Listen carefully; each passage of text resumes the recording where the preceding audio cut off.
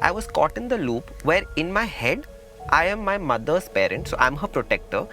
But there were my needs as a child to be taken care of. Yes. And then there was this confusion. There were two parts of me that were fighting with each other. She resents the child so much because the child doesn't resemble her. Every time somebody visits the child and says, oh, he's so much like his father, it breaks her heart. So many people don't forgive because they want control over you. I'll keep you guilty so I can get you to do whatever I want for the rest of my life. How do you go and forgive your parents? So you cannot forgive your parents. The mother in her drunken state has sat on the ledge with the 5-year-old with a bottle of wine beside her. That girl has gone through trauma, means like fear. At a soul level, the soul actually becomes extremely dense, damp, low. Because Welcome to another episode of Soul Safar with Bhaav. Intergenerational trauma is a very significant modality, but not a lot of people know about it. When I encountered this practice to heal myself, the insights that came through literally blew my mind, and that is when I decided that I have to invite Shraddha Soni, who is one of the rare people who has studied and applied it effectively. So here is Shraddha sharing her experiences and insights with us.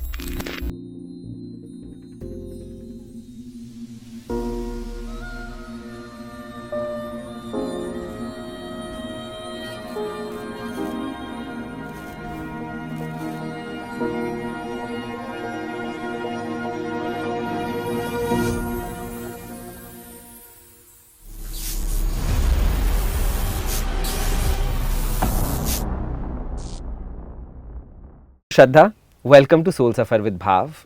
I have been wanting to speak about intergenerational trauma for a very, very long time, and I couldn't think of anybody else better than you to discuss this with.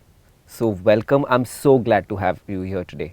thank you. Thank you so much, Bhaav, for having me over. So I'm going to jump right into it, Shraddha. What is intergenerational trauma? And I guess to answer that, first let's break it down even more for our audience. What is intergenerational? Well, literally, like the word says, it is what we carry from generations. Simply put, you know how we say, oh, she looks like her mother, or he looks like his father, or we carry that. Where do we carry it from? From the generation. Correct. My mother, my father are my generation. Okay. Similarly, they have also come from their parents and they've come from their parents. So we are basically getting recreated, its energy getting created into different forms, but the core energy remains the same. Right. Okay. So father energy, mother energy come together, create you. Right. Similarly, a lot of ancestors have come together to keep creating life. Right. So intergenerational is basically belonging to a gene pool, Okay. belonging to a cellular memory, belonging to a DNA system. You know, I can take a strand of your hair and trace your DNA all the way back to your ancestors. Correct. If I can trace it all the way back to their physicality, clearly we carry their energy, their life experiences, fears, belief systems, gifts, and their pain. Right. So all of that is intergenerational information we carry. Right. If it is painful, it is trauma. If it is a gift, it's a blessing. What we make out of it, how we infer, it all depends on how our life is designed. So now talking about trauma that passes down through generations, if we heal these traumas, does it repair our relationships with the closest people that we are around, which would be our families, I'm guessing? So I'm going to change that question a little bit. I'll come to that question. Sure. Does carrying trauma affect the close relationships to begin with? Yes, it does. Just hypothetically, if I'm carrying a certain experience from an elder, where that elder got cheated in love.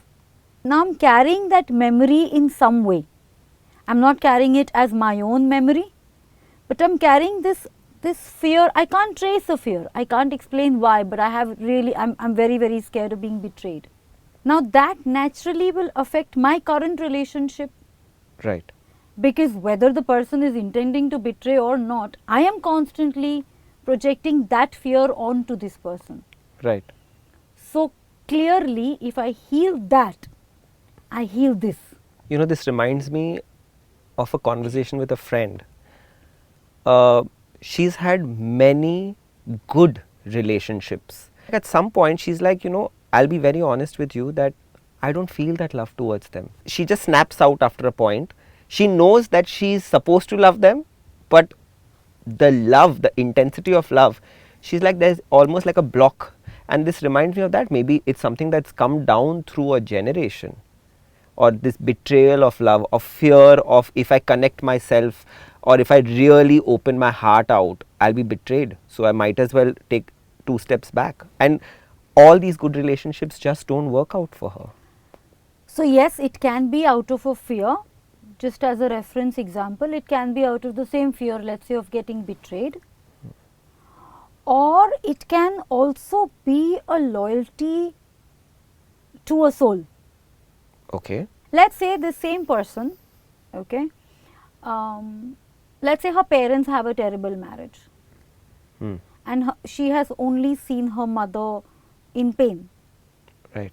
She's only seen her unhappy, or she's seen her not receiving love. At times it is possible that this person will, out of her loyalty to the mother, basically at an unconscious, at a soul level, say that I love you so much that I will not have what you don't have. So I will not experience love. We do this very commonly, if, let's say, if you are fasting and I call for this big meal. Yeah. And I now come to know that you're fasting. If I love you even half, I will not eat in front of you. Because I'll be like, no, yeah, I love him so much, I can't eat a meal while he's fasting. Correct. Now, if we do this in such small things, Yeah. a child will never experience love if the parent doesn't have it. Hmm. Or any loyalty to any other elder. Right. So yes, there are various reasons, but all connected to the lineage, to the elders. Talking about trauma and trauma passing down through generations, there is this concept of forgiveness that is spoken about so widely in the spiritual community, and everybody talks about forgiveness. In fact, every other person, every other guest that I have invited to the podcast has always suggested, can we please speak about forgiveness? I want to know, what is your idea of forgiveness? Forgiveness directly depends on the intensity of the pain caused to you. Okay. If I have accidentally stamped on your foot and I say I'm so sorry, you can absolutely say it's all right. If somebody has murdered somebody's child and goes to the mother and says I'm sorry, do you really think she should forgive or would like to forgive? Not at all. So do not forgive if you don't want to. Do not forgive if it is not the right thing to do.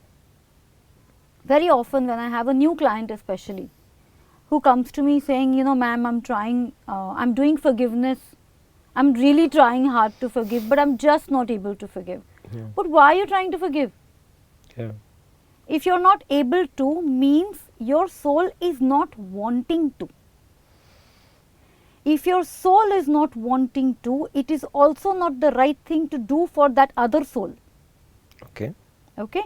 We all have a plan, we all have a journey, we all have a purpose. So I'll tell you a little story. So there is a soul and there is the sun.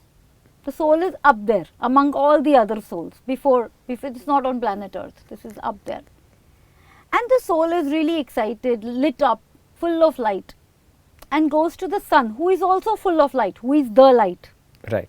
And this is, let's say, like a candle. And the soul says, I'm so happy, I'm so happy I am this light. But just knowing that I am light is not enough. It's so boring. I want to experience my own light. The sun and this little soul, they have this little conversation about how do you experience. So finally the sun said, sure, we can do that for you. But if you want to experience your light, we will have to send darkness. Because you can't experience light among light. Yeah. And there are millions of more candles there, all lit up bright. So now this little soul is wondering, how do I experience my own light? Because everybody is light. So then this one soul volunteers, this one little candle volunteers and says, I will come. I will lose a lot of my light. I will go into darkness. I will go into density. And I will meet you. And I will do something really, really cruel to you. And that will give you an opportunity to experience your own light. Because you will have this darkness to compare yourself with. And so the little soul says, and so then can I also learn forgiveness? Can I also experience forgiveness? And that other soul says, no, don't do that. Don't just forgive me. Because if you forgive me, I will be lost. I will not know what to do then.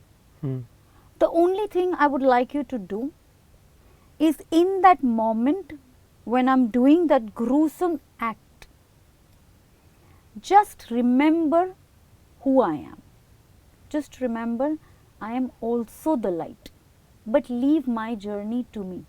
And if you remember that I am also the light, that will become my cue to find my light again and come back here and we can dance again. Right. So let's say now this soul who went into density, yeah, let's say that soul is a murderer and the little bright soul is the mother. Now the murderer has committed a crime as bad as murdering that mother's child. Should the mother forgive? No. Because if she is forgiving, she is also interfering with the other soul's journey. That soul's journey is to find the light again. Now here if the mother forgives this one, his entire journey is finished. He's got redeemed, but he had no experience. Of taking that journey to find its You light. just wasted his entire life. Yeah. Grew up, went through painful childhood, went through all of that, finally going up to that one event, that turning point event, where he went and performed whatever that act that he had to. He had to go through that act. He had to be left alone. He had to go deeper into the darkness. One day, maybe start asking questions. And through his own questions, start looking for light. And finally find his light. Through repentance, through maybe even a punishment. There is law of the land. Yeah. Has to be punished. It is an eye for an eye. Yeah. When you forgive him midway, you sort of aborted his life, his entire journey, right in the middle. Whenever there is an act which you feel is unforgivable, do not forgive. 1. 2, if the person hasn't asked for forgiveness, why forgive? Because there are so many schools of thought that sometimes say by forgiving the other person you are setting yourself free. So set yourself free. Yeah, it's almost like I'm a better person. I have to be the bigger person. I am a better person. So I am forgive. Because there are so many times sometimes on Instagram you see reels like these. It's almost like, oh, if I don't forgive him, then I'm not I'm not these dualities of good, bad, right, wrong. I'm not a good person. I have to do the right thing. So I will forgive you. I'm just bringing it up because sometimes people just forgive for reasons like these. So we are called human beings because we are here to be. We are not human doings or human becomings. It is not about becoming a good person or becoming a bad person or becoming negative or becoming positive. Correct. Human being, just be. Now that you have reached this point, remember to show us your love by liking, sharing, and subscribing to our channel. You want to step out of it, you should step out of the ring. You don't need to be in that density. The best thing to do is, I leave your action, your karma, all the energy of your karma with you. I step out of it. You can free yourself even that way. Correct. But then when you say I'm out of the circle, please leave the circle. Now don't stand at the edge and say, punishment mila kya? Did justice happen? Oh, God is not doing anything yet. So then don't wait at the door waiting for justice. Move on. You know, when you say bigger person, the bigger people in our lives since childhood are parents. And you know, sometimes you realize, even I've done some inner child healing work, and I've spoken to so many healers or people who practice these modalities, and you realize that forgiving your parents is a thing that everybody needs to be very, very aware of. Firstly, because there are times where we put up parents on pedestals, so it's almost like your mind is saying that they are your parents, they can do whatever, but your subconscious is still holding on to so much of trauma sometimes, and sometimes the trauma over a period of time turns into resentment, anger that you are not even aware of towards your parents. Going through healing myself, I realized that I had to go back to instances where I had to firstly acknowledge that my parent is a human being and they did something to me that caused me trauma, and then I had to go through the cycle of looking at it and forgiving them. What is your take on that, and how do you go and forgive your parents? So you cannot forgive your parents. So there is a hierarchy in the soul kingdom, and as per hierarchy, they are the life givers. Correct. Okay, let's say I'm allergic to the sunlight. I can't take the light and give it back to the sun. I have to find my shade. Right. Energy cannot go in reverse.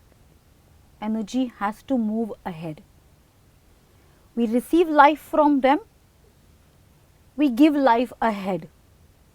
That is the only thing we can do with them. Might be very few people who have had what they call a perfect childhood, because it's not about perfect, it's not always that parents are bad. It's also about how we receive. I could have been an extremely sensitive child, and so I just received everything in a different way and hence felt pain or traumatized. You know, sorry to cut you here, this reminds me of a conversation that I was having with somebody the other day about the same thing, about, you know, carrying trauma as a child. And she said something to me like, when she went back while doing inner child healing, she went back to an instance where she remembered herself as a child who just walked into a room, her parents were having an argument, and they just looked at her like, you shouldn't be here. And just that moment, she's captured like a photograph in her head, and she always feels like the outsider. So it's not like the parents are wrong or the parents are bad, but like you said, we receive it like that in that moment. Correct. Imagine if she's trying to forgive them. At a soul plane, is that forgiveness needed? No, because the parents don't have a clue to what she's referring to. Correct. So rather than interfering, intermingling, intertwining, entangling ourselves, again go back to, I leave your actions and the consequences of it with you, I step out. But where parents are concerned, we have the capability to be the upgraded version. We are here to upgrade. Our purpose is to upgrade. The problem is we get so entangled with, why did he do this to me and why did she do this to me? that instead of upgrading, we stay either at the same level or sometimes even regress or completely digress. So, should not forgive the parents, they have given you life. Take all of that and make your own. Reminds me of a client. Her mother drank while she was pregnant up until the girl was 19. The mother, in her drunken state, has sat on the ledge with a 5-year-old with a bottle of wine beside her. That girl has gone through trauma, means like fear, like some serious amount of fear. If I have to work on just the amount of trauma she's gone through with her mother, we will waste a lot of this girl's life. I would rather just disentangle from this and say, let's get going to where we are meant to go. Don't you have to heal that part that was traumatized as a child because of this memory? Because this sitting on this can be very, very traumatizing. Now, depends on whether you're healing with the mind or with the soul. So, the mind needs reason, the mind needs logic, the mind needs, you did this, how can I forgive you? The mind is the narrator. Soul has no narrative. Right. Soul is here to experience. So, it's a very thin line you have to understand how much to heal and at what point to disentangle. So, for example, if somebody is in an abusive marriage and let's say the victim is my client and she comes to me and we try healing her marriage and we try doing all that, but I am working with one person only. I am working with the victim, not with the abuser. How much will I keep healing because she is going home and getting abused again? Right. So, at one point you say cut losses, disengage, disentangle, move on. Yes, we have to address the trauma, yes, we have to address the pain, but keep in check whether your ego has now taken on to that narrative and made it its own identity. As the victim. As the victim. So, victimhood is heroic. There is a lot of glory in pain. In fact, if you look at the old movies, the black and white movies, there is heroism in victimhood, in how much pain, the whole Mother India, what is the enduring pain? Yeah. So, the ego, again, DNA memory. DNA memory not necessarily just from the lineage, DNA memory as a whole. Okay? We have associated a certain power in victimhood. Control. So many people don't forgive because they want control over you. I'll keep you guilty so I can get you to do whatever I want for the rest of my life. Yeah. So one has to know how much to heal and when it is now becoming a narrative which the person has started to use in a dysfunctional way, and cut off there. Coming back to our parents, I know there's this term called as parentification, where sometimes when you witness your parents' trauma, in your head the child takes on the role as the parent, because they are like, I am now the protector, I will be here to protect you. And I did that to a large extent, and it caused me a lot of trauma. It caused me a lot of problems in the way I was dealing not only with my parents or my family, but in a lot of my relationships. What, according to you, are the consequences of taking on this role as your parent's parent in your head? So one, clearly it can completely ruin your relationship with your parents because you're not the child anymore. Now understand the family dynamic. I'm talking about dynamic only of 3 people, mom, dad, child. Okay. Now the child has taken on the role of the mother's mother. Correct. What will the mother become? The child. Yeah. So not only has this child disturbed the dynamic here, the child has also disturbed the entire dynamic. Correct. Okay.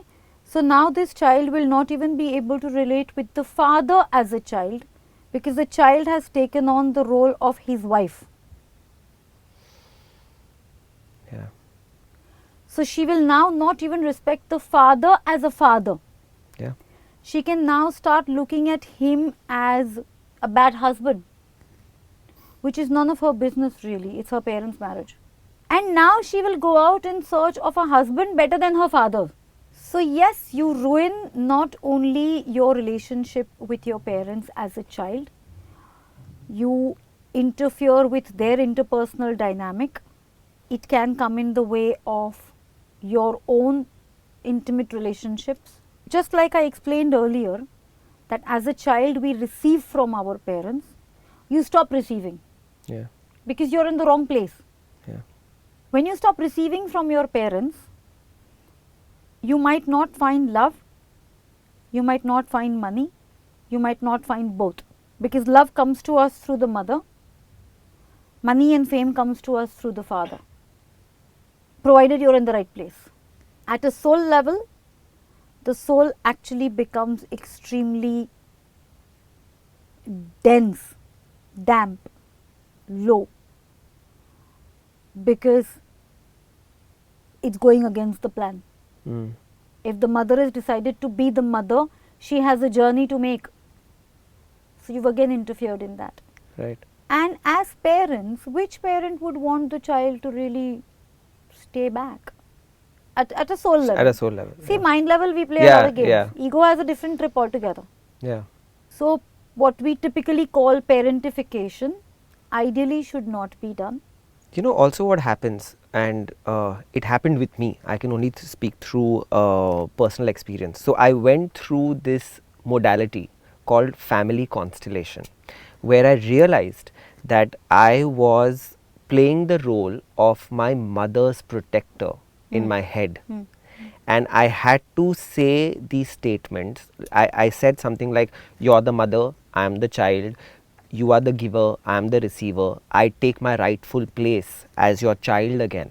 And because I realized I was caught in the loop where in my head, I am my mother's parent, so I'm her protector, but my needs, there were my needs as a child to be taken care of. Yes. And then there was this confusion. There were two parts of me that were fighting with each other. And then when you said you have to realize that you're playing the part of your parent's parent to reach, sometimes people don't even realize that they're struggling because there are two sides of them that are fighting against each other.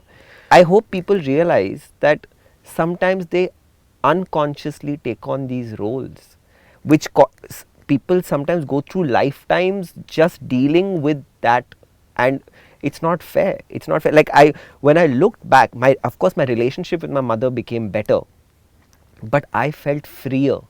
I felt like there was this huge burden on my shoulder which I put down, which wasn't supposed to be mine. Not like she asked me. She didn't come up to me and say, hey, I want you to be my protector. In my head, I was like, I will protect you. Not her problem, my problem. That brings me to my next question.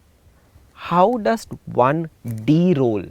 The simplest way to de-roll, just start practicing what we call soul statements.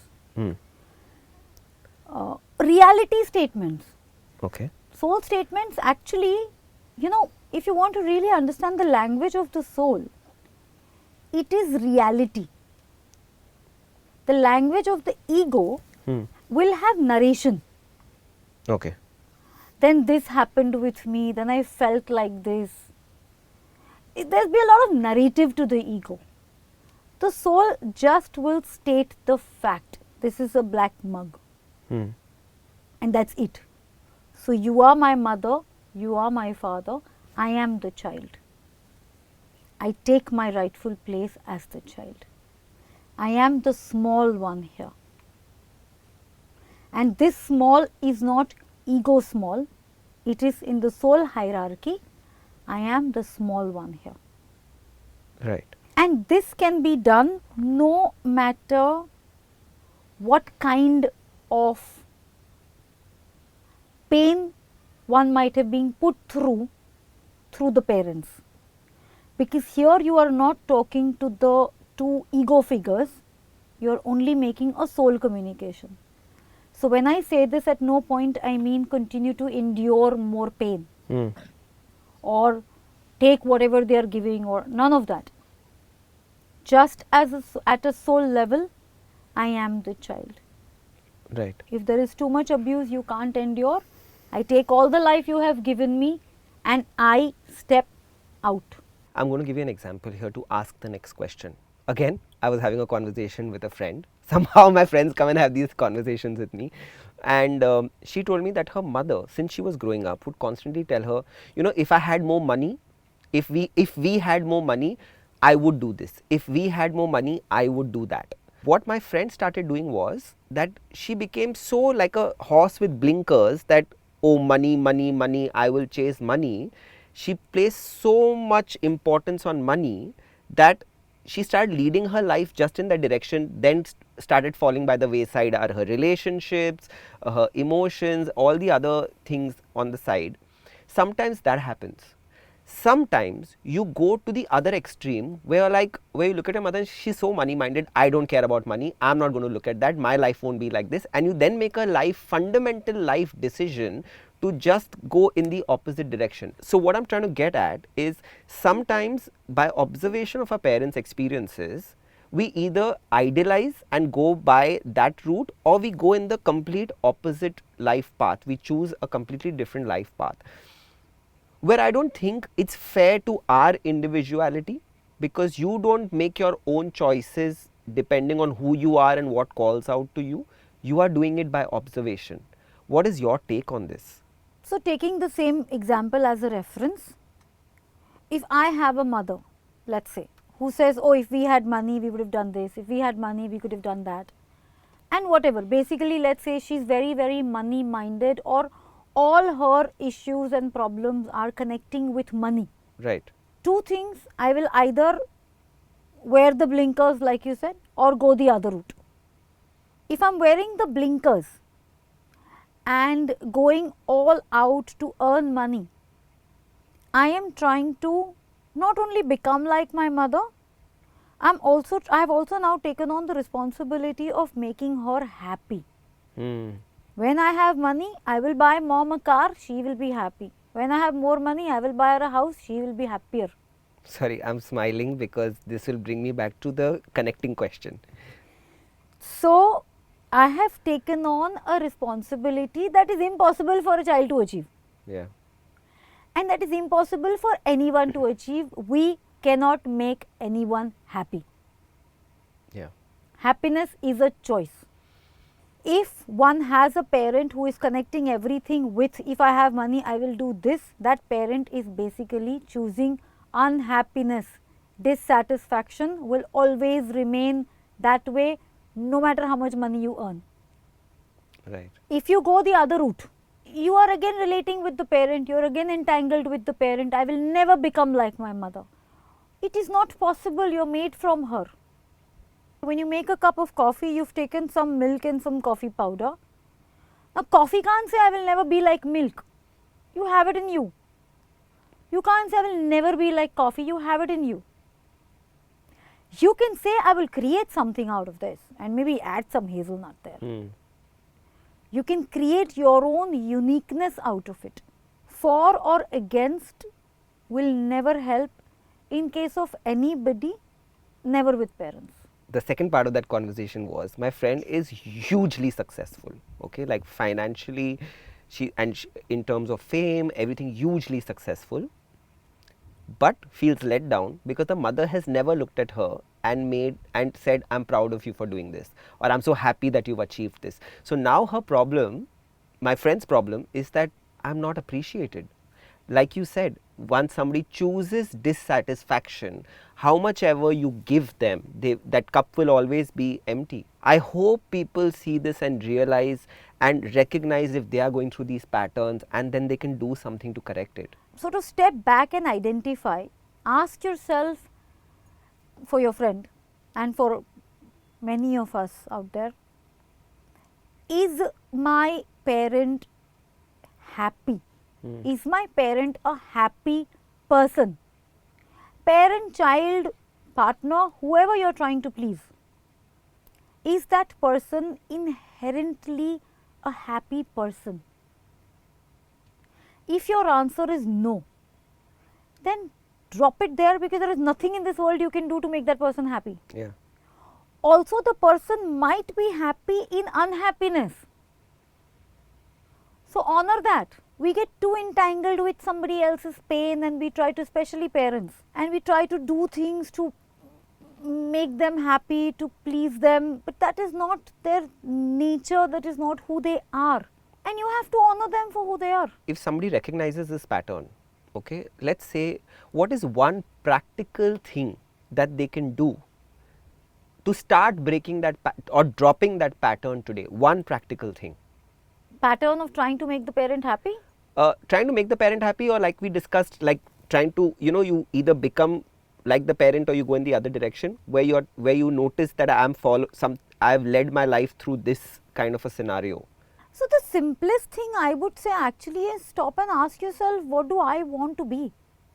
Who do I want to be? Because before I decided to not be like or be like, there is something I wanted to be. Journal, keep writing, I want to be like mom, just as an example. I want to be like my mother because, and keep writing. I never want to be like her because, keep writing.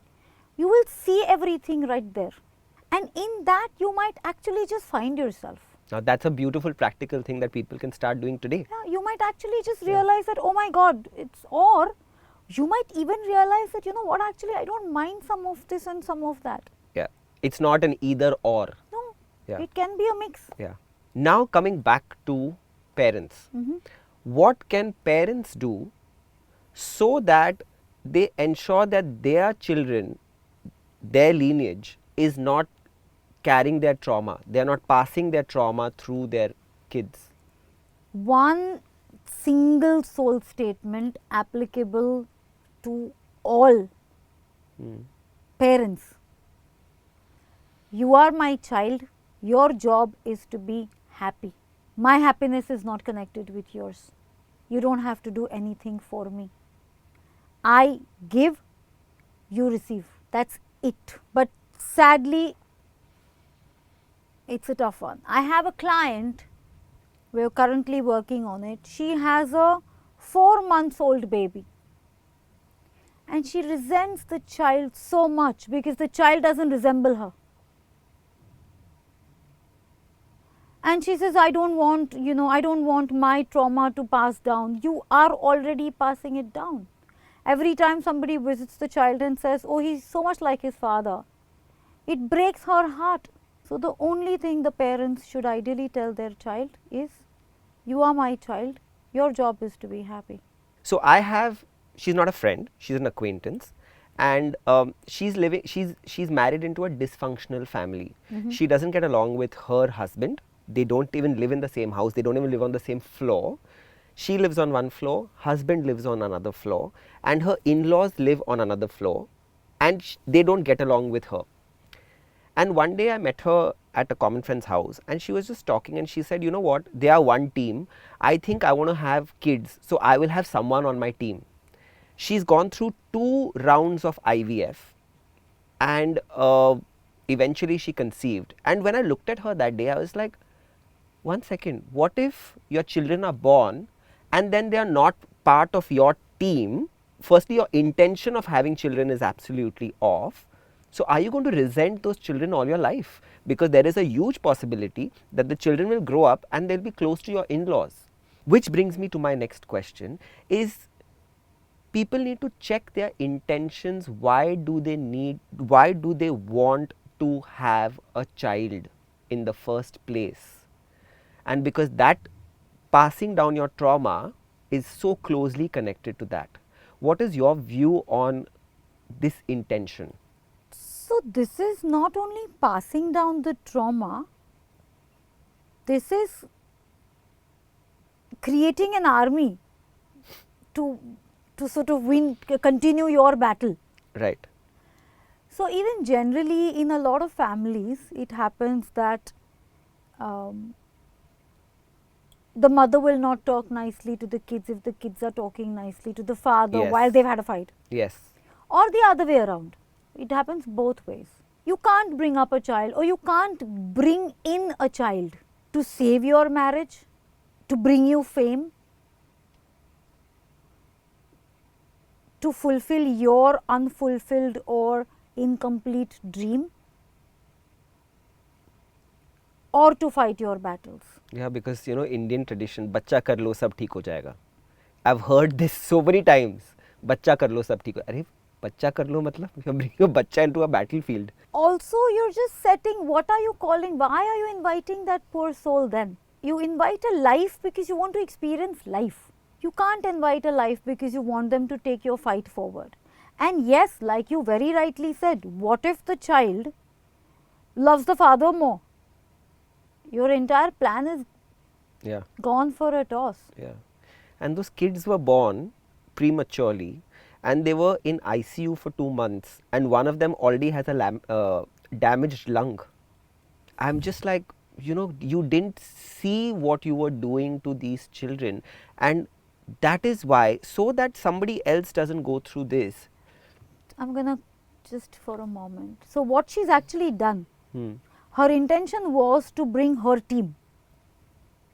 Her intention also was to bring a child or children, a pair, who will never leave her, who will always be with her.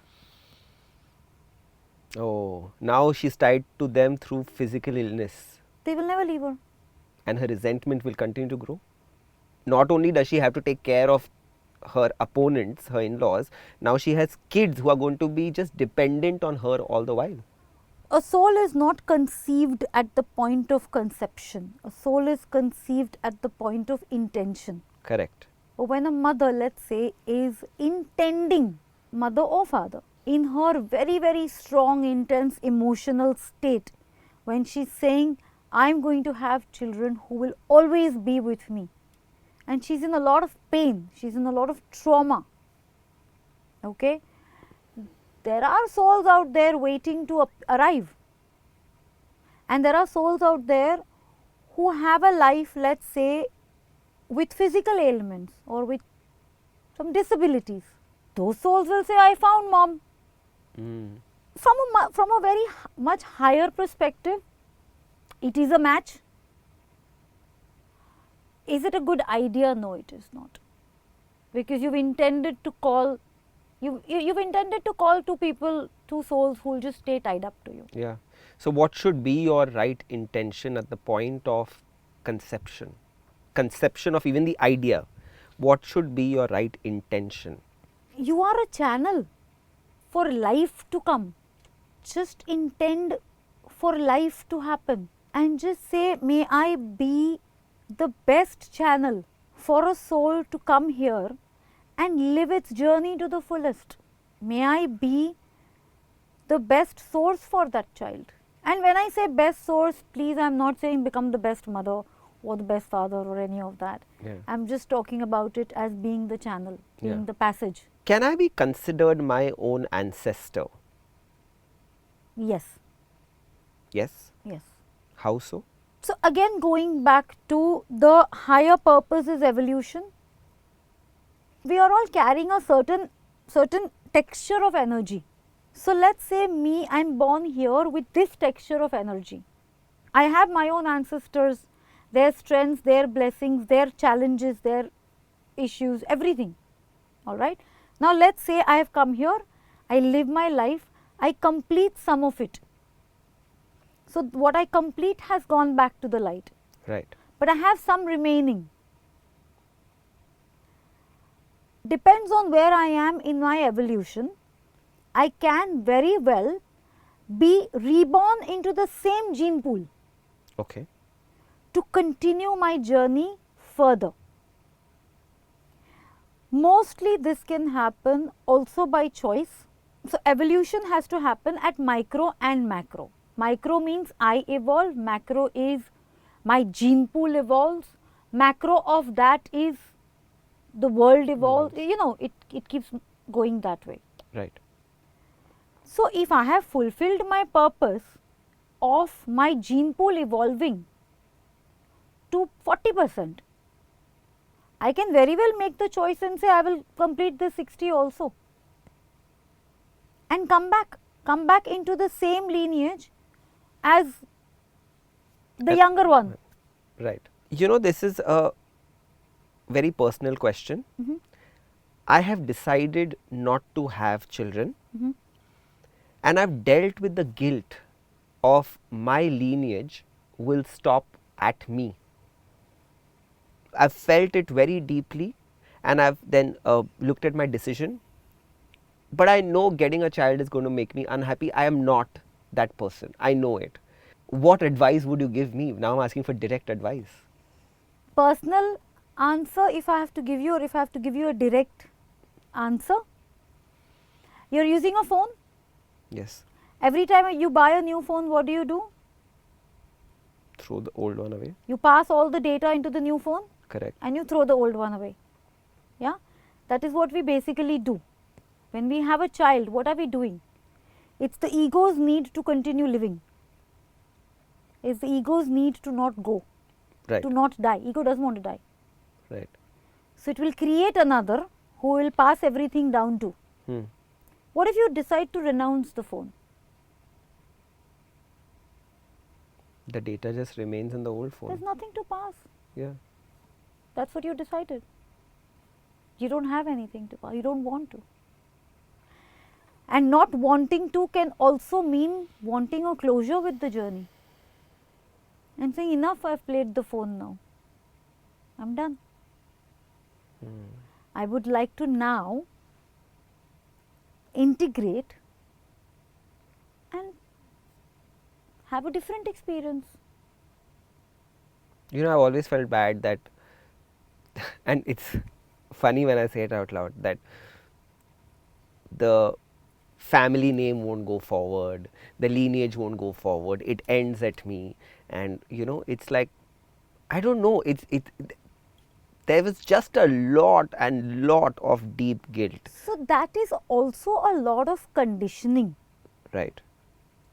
Actually, all this family name and all this is just a lot of conditioning, which is why, you know, typically, again, I guess Bollywoody also is when a couple gets married, you're immediately sort of nudging, saying, good news kab hai, good news kab hai. It's basically conditioning.